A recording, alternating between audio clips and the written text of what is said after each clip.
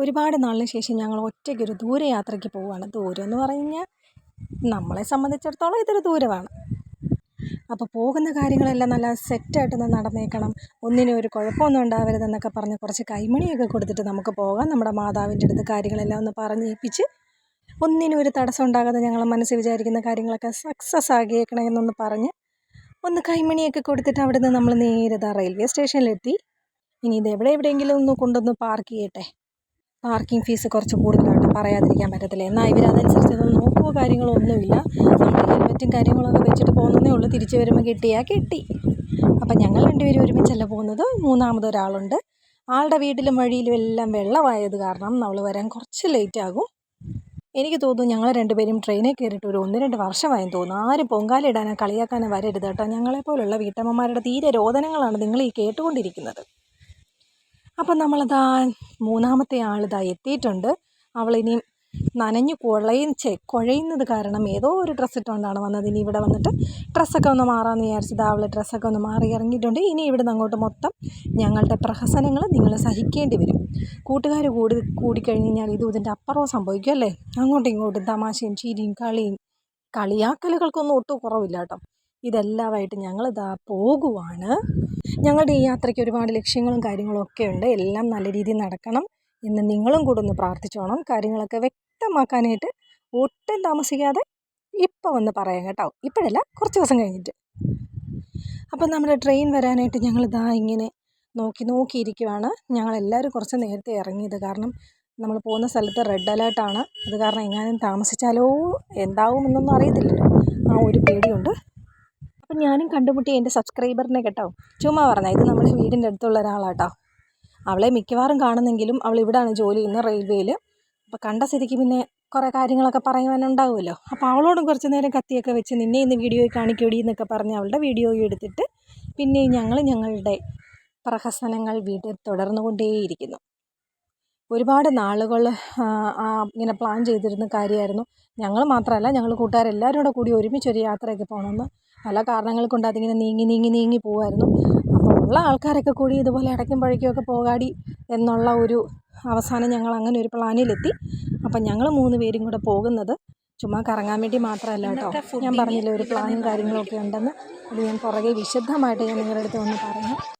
അപ്പോൾ അതിന് മുമ്പ് ഞങ്ങൾ ആദ്യം തന്നെ നമ്മൾ ചങ്ങനാശ്ശേരി റെയിൽവേ സ്റ്റേഷനിൽ നിന്ന് ചായയും വടയും കഴിച്ച് ഇവിടെ നിന്ന് തുടങ്ങാമെന്ന് വിചാരിച്ചു കേട്ടോ. ഞങ്ങൾ നടക്കുന്നതിൻ്റെ ഫ്രണ്ടും പുറകും ഒക്കെ ഇത് എടുത്ത് താടിയെന്ന് പറഞ്ഞത് കാരണം ഞാനുള്ള വീഡിയോ ഒക്കെ എടുത്ത് വെച്ച് അങ്ങ് തകർത്ത് കേട്ടോ. അങ്ങനെ തകർത്തുകൊണ്ടിരിക്കുന്നതിനിടെ നമ്മുടെ ട്രെയിൻ വന്നിട്ടുണ്ട്.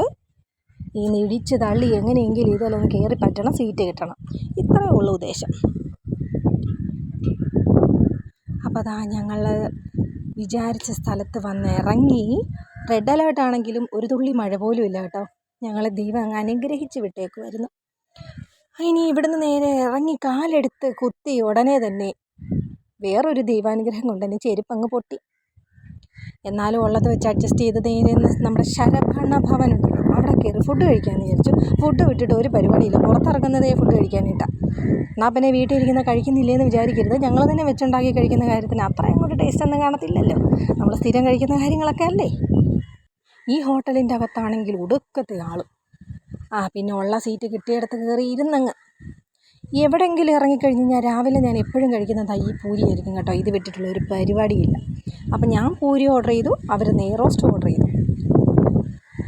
അപ്പോൾ കിട്ടിയ സാധനങ്ങളെല്ലാം രാവിലെ തന്നെ അടിച്ച് കയറ്റിയിട്ട് കാപ്പി വേണോ എന്ന് ചോദിച്ചപ്പോൾ ആർക്കും വേണ്ടാന്ന് പറഞ്ഞു.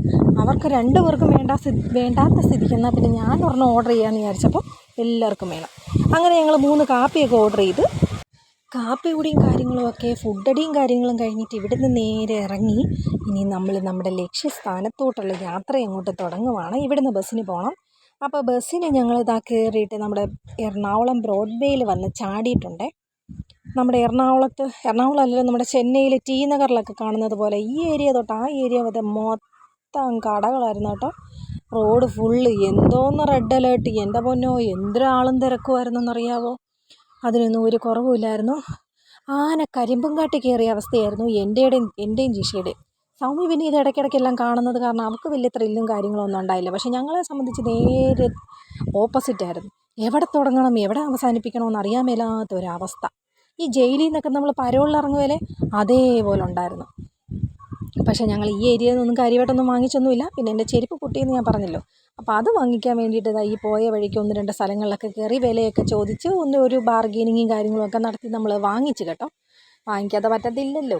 പിന്നെ നമ്മൾ ഈ പറയുന്നത് പോലെ എറണാകുളത്ത് ബ്രോഡ്വേയിലും അവിടെ ഇവിടെ ചെന്ന് കഴിഞ്ഞാൽ ചീപ്പ് റേറ്റ് സാധനങ്ങൾ കിട്ടുമെന്ന് പറയുന്നത് വെറുതെയാണ് കേട്ടോ. അത് പോയപ്പോഴാണ് മനസ്സിലായത്. വലിയ വില വ്യത്യാസമൊന്നുമില്ല. നമ്മുടെ ഇവിടെ ഒരു 300-350 ആണെങ്കിൽ ഇവിടെ 350 വാങ്ങിക്കുന്ന സാധനത്തിന് ചിലപ്പോൾ അവിടെ 300 രൂപയായിരിക്കും. 50 രൂപയുടെ ഡിഫറൻസ് അത്രയൊക്കെ തന്നെ ഉള്ളു.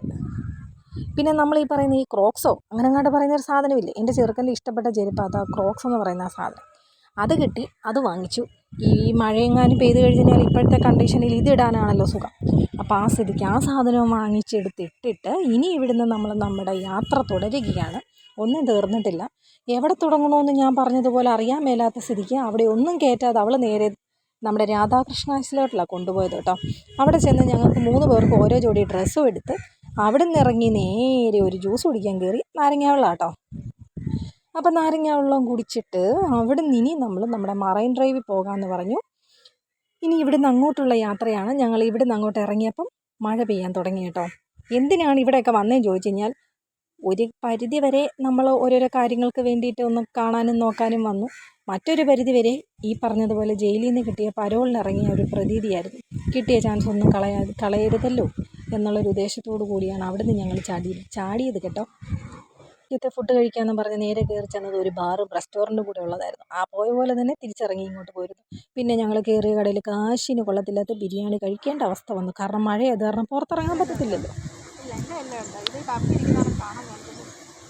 ഫോർട്ട് കൊച്ചി എന്ന് പറയുന്ന സംഭവം അവിടെയാണ്. ആ കാണുന്നുണ്ടോ? അവിടെയാണ് നമ്മൾ പോകുന്നത്. എങ്ങനെയാണെന്നറിയോ? ആട്രമെട്രോ കണ്ടാൽ പോകുന്നുണ്ടോ? മെട്രോ സ്റ്റേഷൻ ഉണ്ട് അവിടെ കാണുന്നത്. ഇതിനങ്ങേറ്റത്താണ് മെട്രോ സ്റ്റേഷൻ. ഇവിടുന്ന് ഇങ്ങനെ വെണ്ടുരുത്തി പാലം എന്ന് പറഞ്ഞിട്ടുണ്ടെങ്കിൽ ആ പാലം ഉണ്ടാകും. വെണ്ടുരുത്തി പാലം വലിയ പാലം. അത് ഇങ്ങനെ വന്നിട്ട് ആ മെട്രോ പോകുന്നുണ്ടോ? ഇങ്ങനെ വന്ന് ആ ഫോർട്ടിൻ്റെ സൈഡിൽ മെട്രോ പോകും. ആ കടലിൽ തലവഴി വന്നിട്ട് ഇങ്ങനെ അങ്ങോട്ട് പോകുന്നു. അവിടെ അങ്ങോട്ട്